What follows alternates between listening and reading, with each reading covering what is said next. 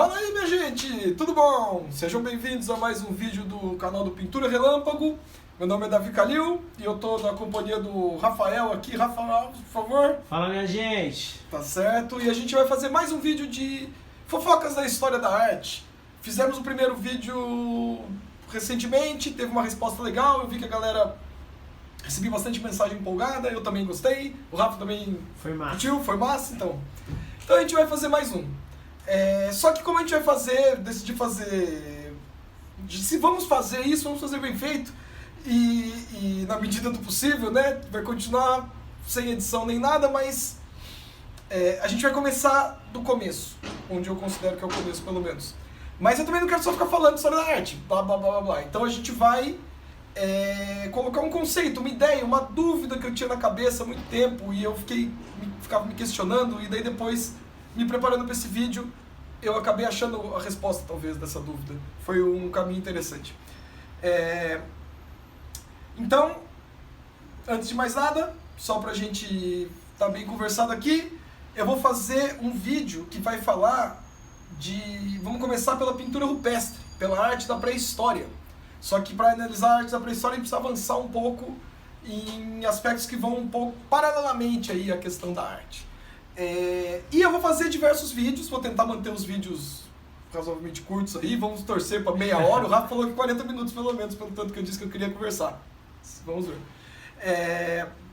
Mas aguardem, eu quero fazer uma série de vídeos que a gente vai avançando aos poucos na história da arte. Então vamos começar na pré-história e daí a gente vai parar, não sei quando que a gente vai parar. Agora tem narrativa. Agora tem narrativa.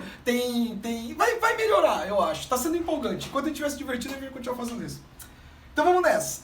Eu queria começar levantando uma questão, que é uma questão que sempre me marcou, que na verdade, a presença de leões na arquitetura ou na iconografia europeia. Principalmente na arquitetura de castelo, ponte, entrada de prédios públicos. Leão que não acaba mais. Se você já viajou, se não viajou, mas você assiste um filme, alguma coisa que fale da Europa de alguma maneira, você vai ver leões retratados constantemente. Isso aqui em Lisboa, se eu não me engano. Tá vendo até que lembra de onde que você falou, Rafa? Que parece que... Babilônia. Babilônia, que tinha os assírios, eu acho também que usavam a forma do leão, mas colocavam asa, cabeça, antropomorfizavam, zoomorfizavam às vezes também. Tô aprendendo muitas palavras novas pesquisando pelos vídeos. Mas de novo, obsessão, olha outro leãozinho aqui, ó, em cima da ponte, um outro aqui na entrada. Leão na fachada também, com design mais moderno, mais estilizado, design mais realista. E leão em batente de porta não, mordendo a argola da porta, inclusive, né? Eu conheço um cara que tem uma porta dessa aí. Porque eu tenho um no meu sítio que eu achei na casa de material de construção lá, bonitão. E era um leão, para variar, né? Então, vocês já se perguntaram? Você já se perguntou? Já. Da questão do leão? Por que tem leão? Leão para todo lado. Beleza, a gente consegue imaginar, mas eu nunca fui a fundo. E para falar de pintura rupestre, eu acabei indo a fundo nesse assunto. As coisas se misturaram. Outra curiosidade de leões na Europa, os brasões de vários países, eu vi lá de 50 países da Europa, 17 deles, que é um número considerável para 50, tem leão representado nos brasões. Esse aqui é o da Bélgica, se eu não me engano, e tem mais de 30 leões aqui, repetidos, leãozinho aqui em cima, leão. De novo, enfatizando essa questão. Aqui na Grécia. Grécia, mas eles são mais símia. Eu só vejo, tenho visto muito documentário em inglês, é o que mais tem de conteúdo e eu gosto. E fala mais símia na Grécia. Não sei em português como é que traduz o nome, como é que fala, onde é que é mais símia, mas chama Lionsgate. Se vocês olharem, tem um estúdio de cinema que chama Lionsgate. E eles... o logo deles é inspirado nessa peça. Tem um detalhe dela aqui, tá sem a cabeça. E tem aqui um desenho antigo daquele período que retrata mais ou menos, possivelmente, em cima desse pedestal tinha uma deusa, né? E esse portão era um portão de uma fortaleza. A galera se armava toda, imagina, chega aqui o pessoal para invadir, está preso nesse corredor aqui, flechada e tudo mais. Beleza. Então, por que tinham 2 leões na porta da fortaleza da galera, né?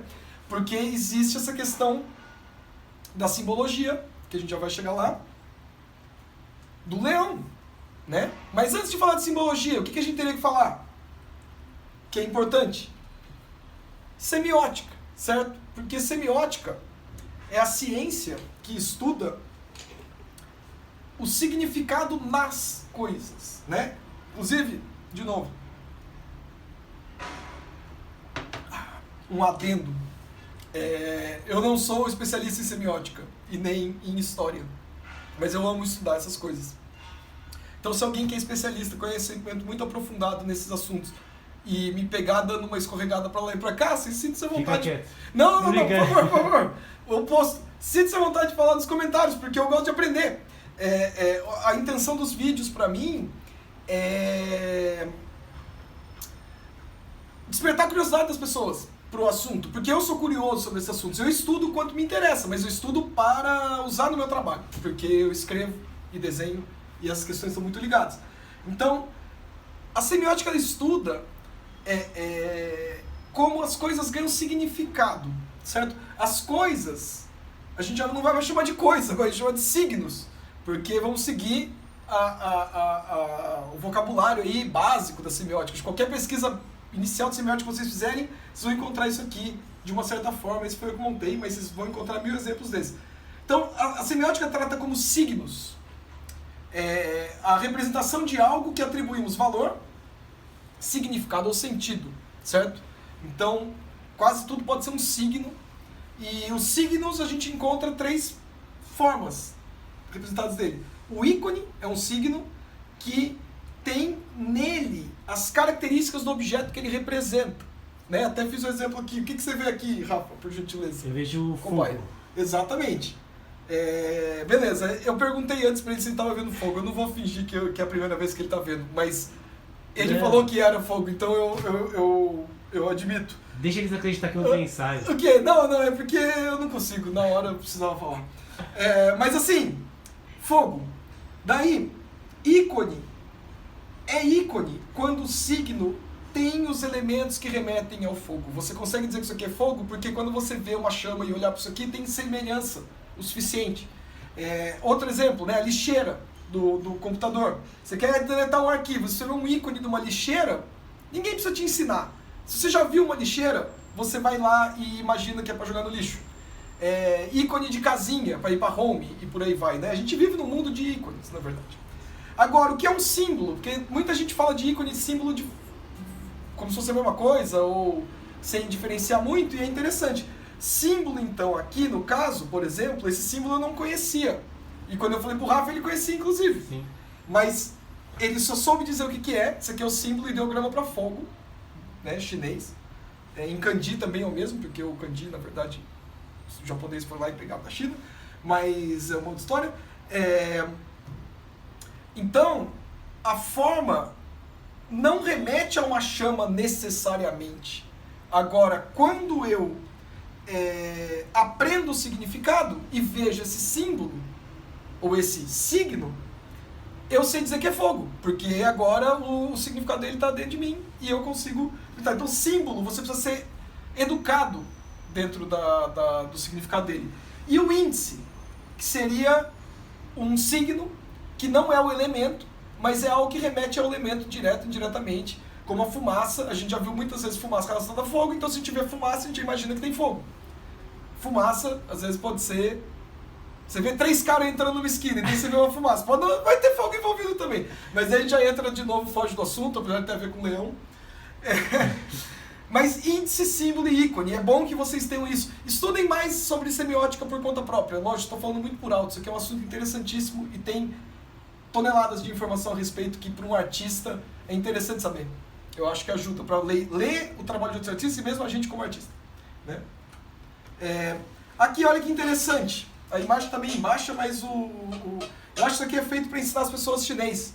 Então, tem o símbolo com o ícone em volta. O símbolo transformado num ícone, né? Então você tem o símbolo do fogo, tá vendo? Que aqui é a versão gestual, aqui é a versão mais gráfica, e uma chama. O símbolo de uma pessoa e o ícone transformado em ícone de pessoa, o símbolo da boca e o da montanha, né? É interessante isso também. Mas agora vamos para o que realmente interessa. Vamos aqui mergulhar no mundo pré-histórico das pinturas rupestres, da arte desse período, que o homem ainda vivia numa espécie de era do gelo, e que... Numa espécie não, na era do gelo no final. E não havia ainda sociedade, não haviam cidades, vilas, eram aglomerados ali, eram clãs, grupos de 15, 20 pessoas, às vezes um pouco mais. Mas, nessa época, incrivelmente, eles fizeram artes, desenhos, pinturas incrivelmente belas, incrivelmente complexas, de um jeito que a gente talvez não atribua a esses nossos antepassados, com técnicas incríveis, né? E trabalhos que perduraram aí 15 mil, 20 mil anos, dependendo da época em que foi feito. Isso aqui, olha que interessante, essa ilustração, onde tem o cara imprimindo a mão, soprando aqui, tá vendo? Ó, tá fazendo, vamos supor que isso aqui é o caninho, ó. Soprando como se fosse um aerógrafo primitivo, onde o compressor é o pulmão do cara, a mão é o caninho e o pigmento tá ali dentro, certo? Ó, isso aqui são pinturas rupestres que se encontraram muito. Tem num período, parece que essas pinturas aparecem de forma muito recorrente, e daí do final da Era do Gelo para frente, essas pinturas de mão meio que vão caindo em desuso, por algum motivo. Ô Davi, e onde são encontradas essas cavernas? É uma boa pergunta. Essas em particular que eu peguei para falar do assunto, como eu estava falando da Europa, dos leões da Europa, e a história da arte que eu conheço melhor, ela é eurocêntrica. Eu tento sair um pouco do eixo da Europa, mas a gente fica muito forte ali. Eu me concentrei em cavernas da Europa e basicamente as 3 cavernas que eu peguei mais imagens são Altamira, na Espanha, Lascaux e Chauveau, na França. Tá?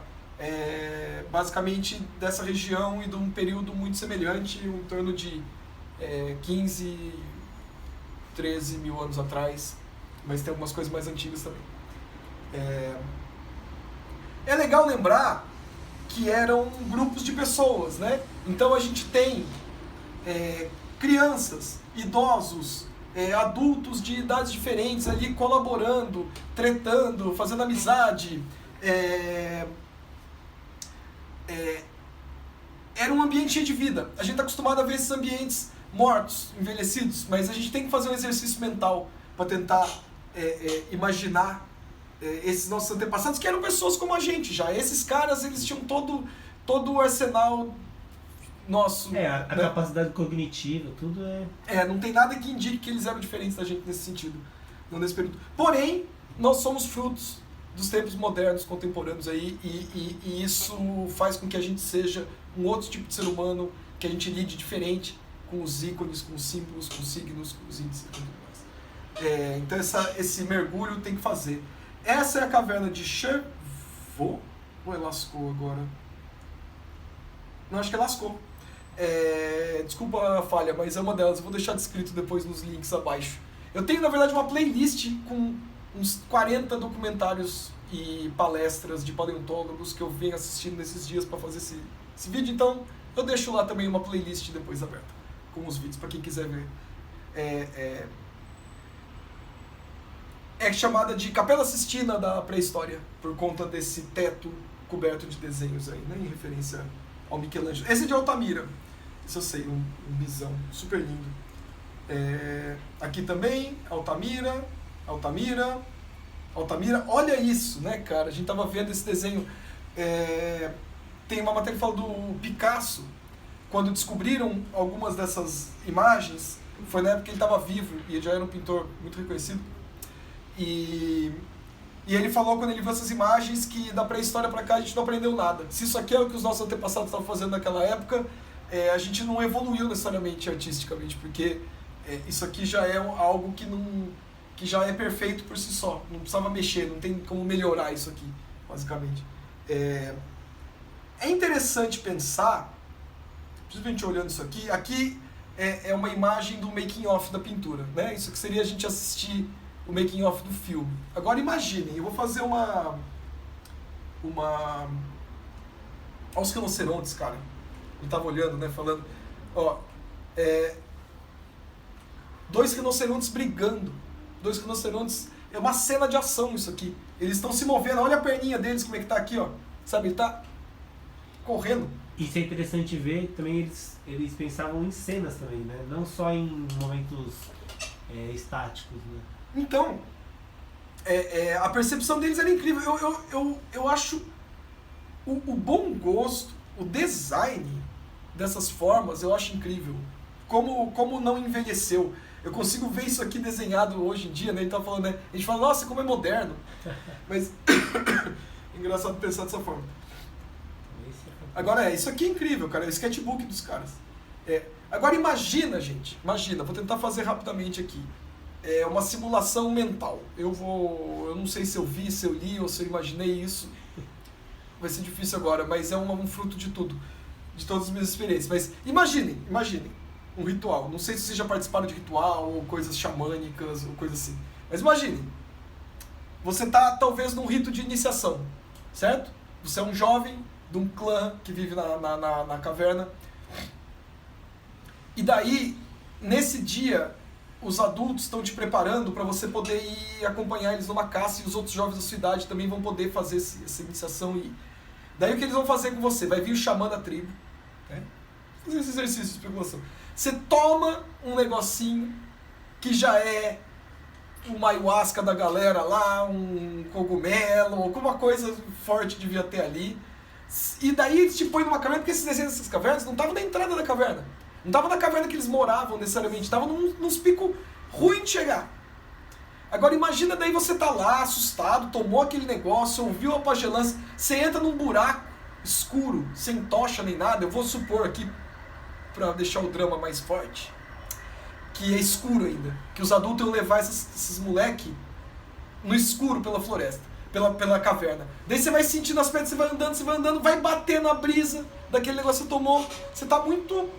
Você sabe. Daí chega uma hora, para todo mundo, começa os adultos a, sei lá, cantar uma música, e daí, tchá, eles vão acender num fogo, umas tochas, e daqui a pouco, no pico da brisa que você tá, do negócio que você tomou, daquele nervosismo, daquele rito, daquele dia importante da sua vida, você começa a olhar para as paredes e tá cheio de desenho que você nunca viu na sua vida nas paredes. Enquanto aquele fogo, você sabe a diferença de fogo, né?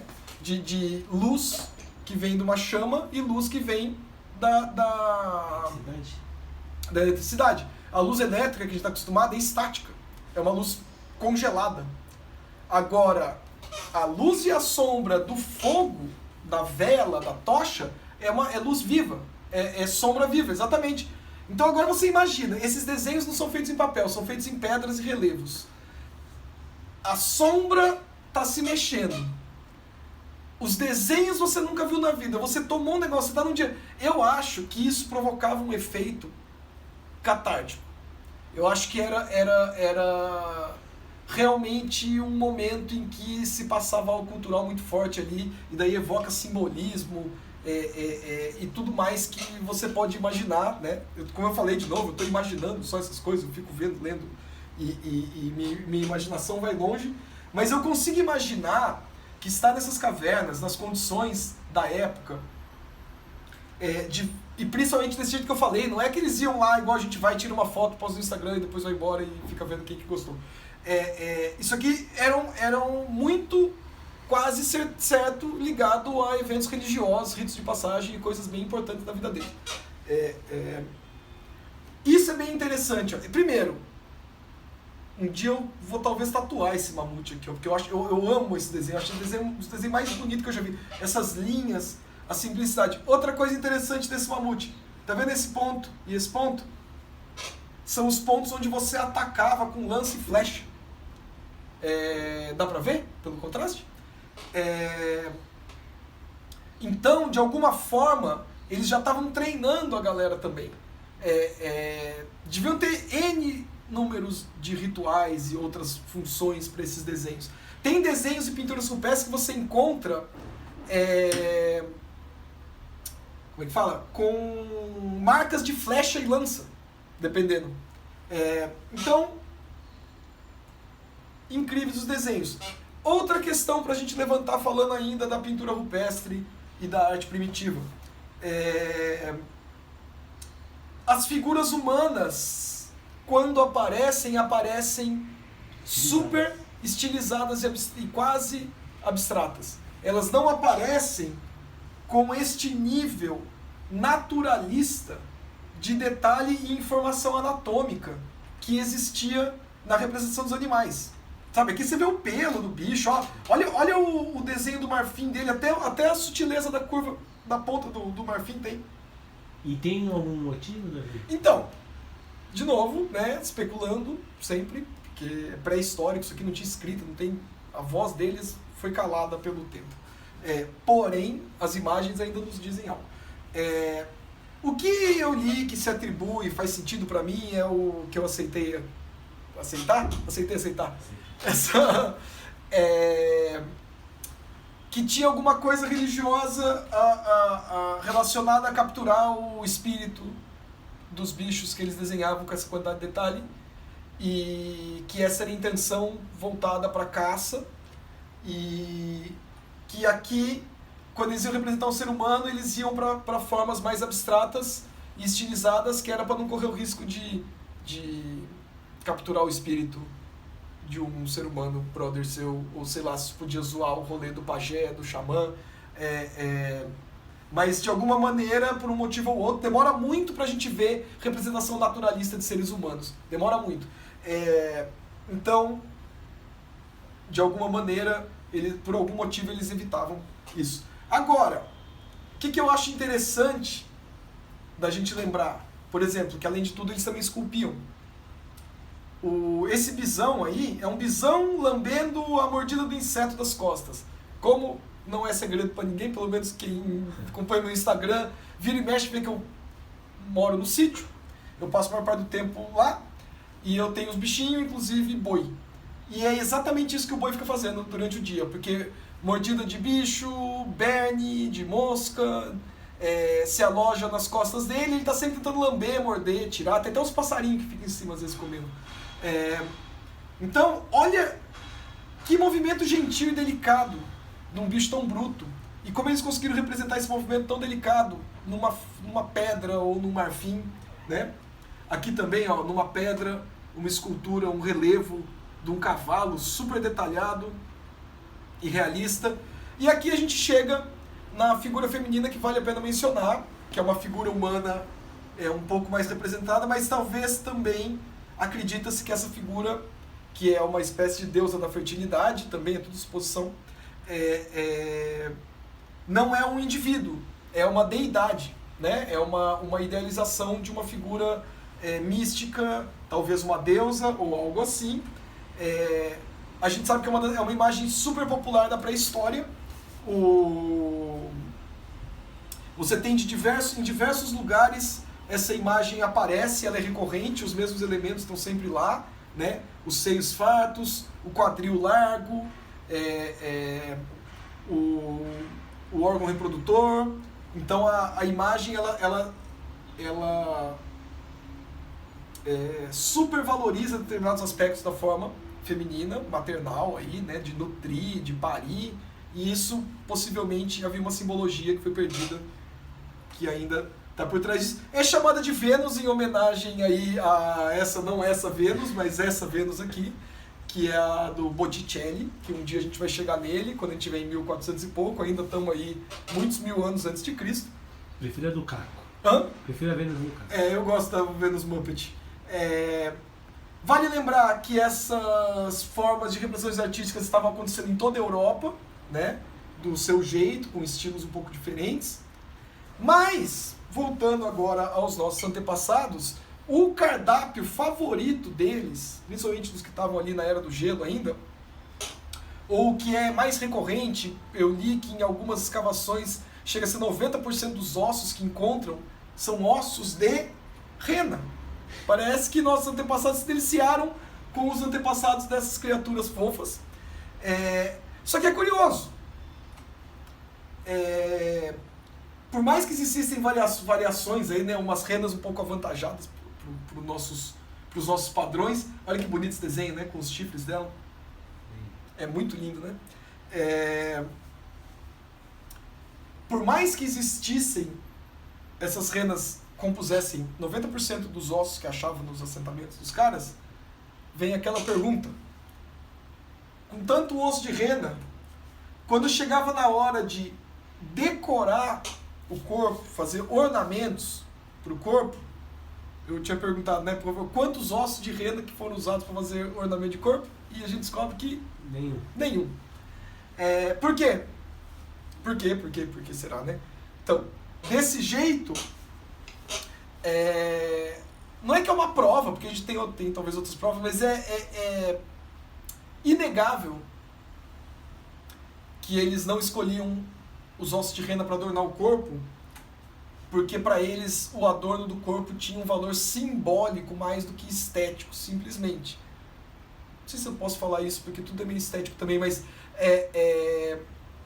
a matéria-prima do ornamento contava de onde veio esse animal. Então, quais são os animais que você encontra que fazem parte do acervo de ornamentos ali deles? Uma espécie de raposa da época, lobo, hienas, urso, um tipo de um bisão lá da época, não é bisão esse aqui, tem um outro nome, Aurochs.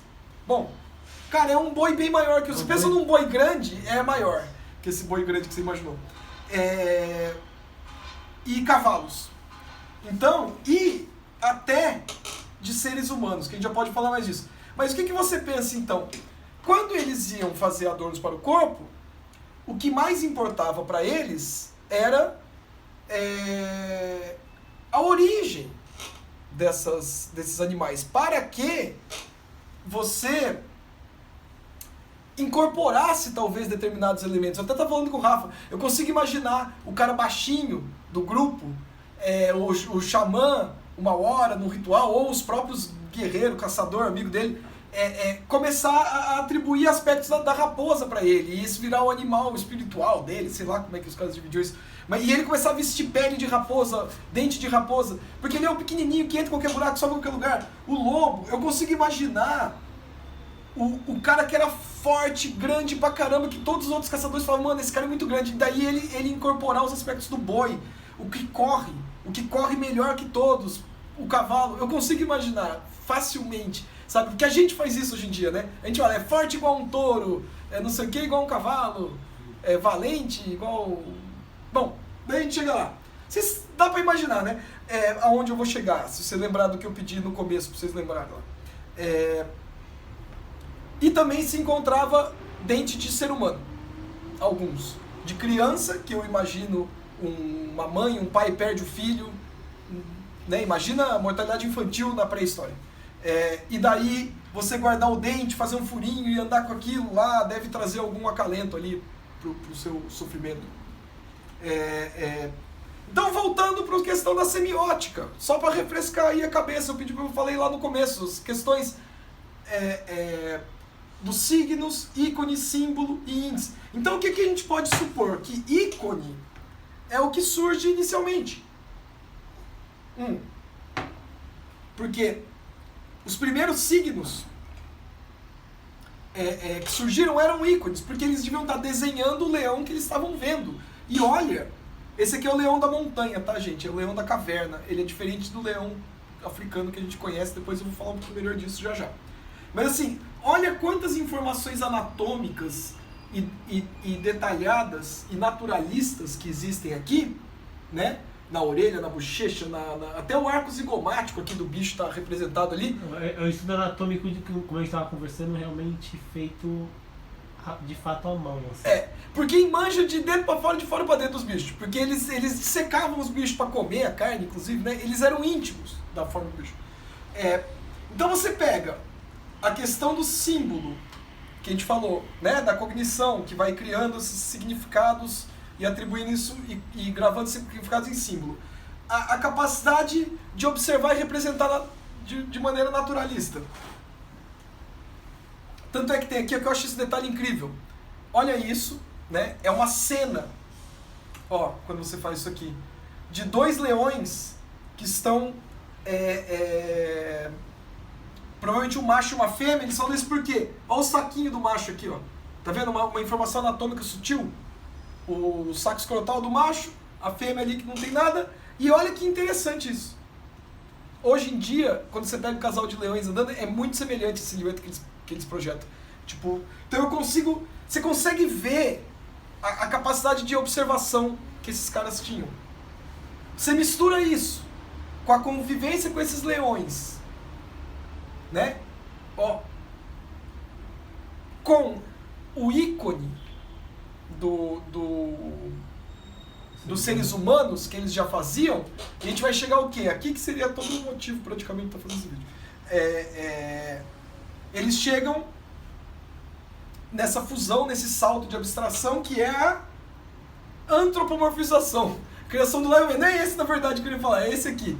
Que é, inclusive, o artefato pré-histórico mais antigo que a gente tem registro hoje. Possivelmente esse vídeo vai ficar velho um dia porque alguém vai achar algo mais antigo, mas até agora passa de 40 mil anos a data deste objeto, que é uma zoomorfização, né? Você transforma um leão num ser humano, que pra mim está ligado a essa capacidade de criar símbolos. Então ele estava criando um símbolo naquela época. Então o leão já é um símbolo, o leão antropomorfizado, tão antigo, a gente estava falando, né, de novo, religiões, né, tipo, pô, Jesus, 2.000 anos, budismo, 3.000 anos, hinduísmo, 5.000 anos, sei lá. Lion Man 40. Lion Man, mais de 40 mil anos e mano, que até o Rafa falou, né, imagina isso na época, nossa, essa religião aqui não acaba nunca, isso aqui não vai, e ó, esquecemos já que passou. Mas esquecemos não, estamos lembrando, estamos aqui inclusive em 2020 lembrando que o Lion Man, já teve a religião do Lion Man e deve ter sido muito incrível esse momento, porque se você pensar, 40 mil anos dessa escultura, feita em marfim de mamute. Agora, até que fossem chegar no ponto de ter a habilidade para fazer esse tipo de escultura, a organização, a capacidade cognitiva, o grupo está organizado o suficiente para isso. Imagina quantos mil anos que já não estavam cultuando essa figura antropomórfica, leão-homem, meio homem, né? Tem aqui mais um turnaround dele. Quando ele foi encontrado no marfim, né, ele estava esmigalhado, eles foram reconstituindo.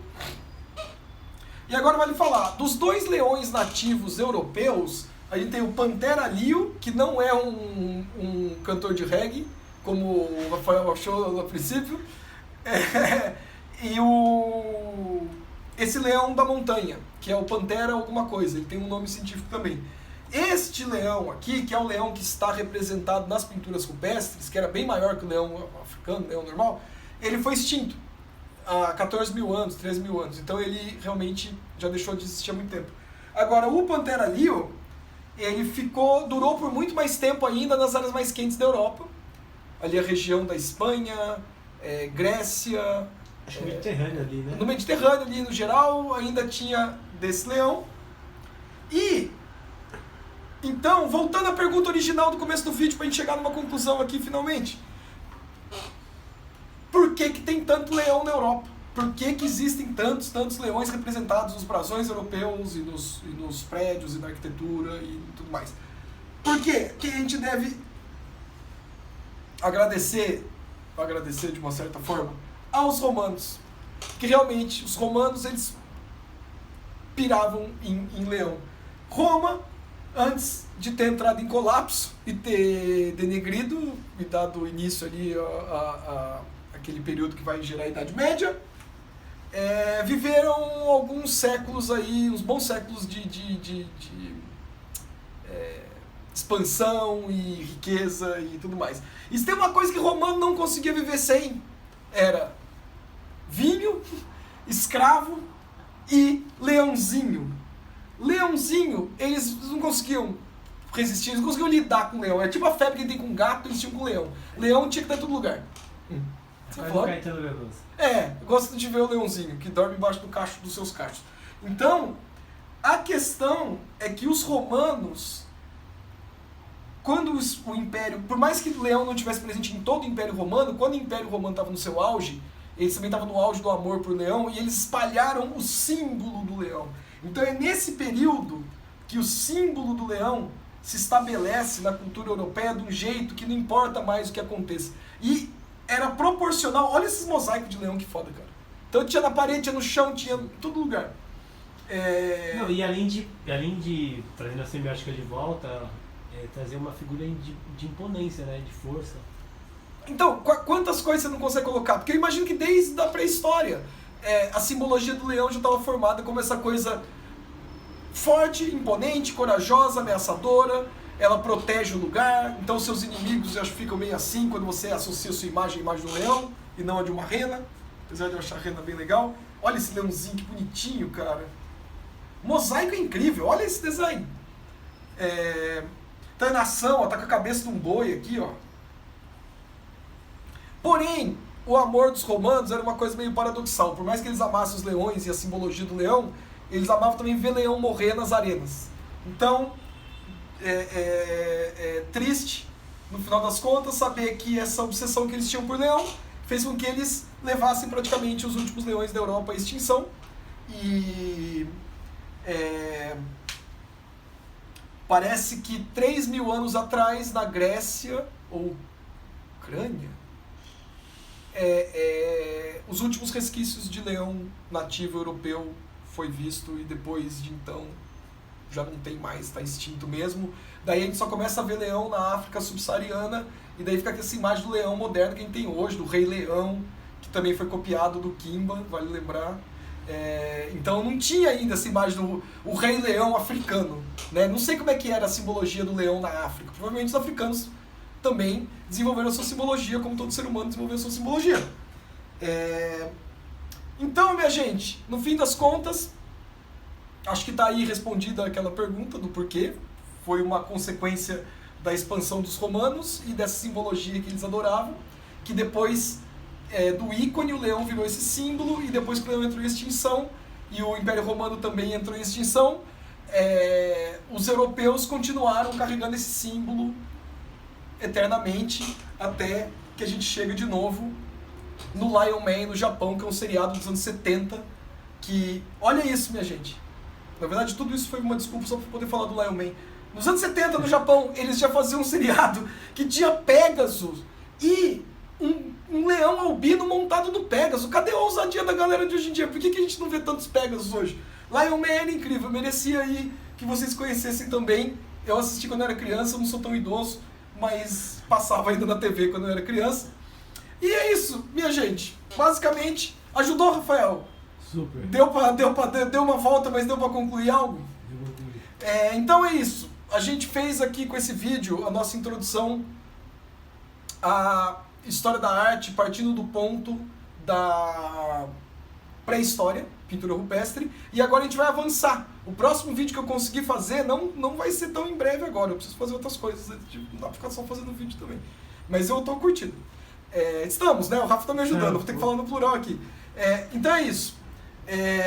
O próximo vídeo a gente vai avançar na história da arte. A gente vai falar do que veio depois, certo? Ainda mantendo esse esquema. Jiraiya. Jiraiya, não, um dia a gente vai chegar ainda, em 1973, num estúdio japonês que fez o Lion Man, e daí eu vou amarrar com esse primeiro vídeo, um dia vocês vão ver. Mas é isso, minha gente, né? De novo, Instagram é onde eu tenho colocado a maior parte das coisas, então quem quiser acompanhar, @DaviCalil, o do Rafael. É Rafael Lopes 94. Rafael Lopes 94, eu vou tentar pôr os links lá, se eu esquecer, mas vocês vão procurando, vocês vão ver, vocês são gente boa, vocês são mais espertos que eu, vocês vão achar. E agradeço quem ajudar a compartilhar, ou falar, ou qualquer coisa antes que eu saia quebrando tudo aqui, porque a gente se diverte, e quanto mais longe chegam esses vídeos, mais a gente consegue fazer, mais resposta eu tenho, mais empolgado eu fico, e por aí vai. Tá certo, minha gente? Muito obrigado então, até uma próxima. A gente vai se vendo. Até uma próxima, galera. Falou!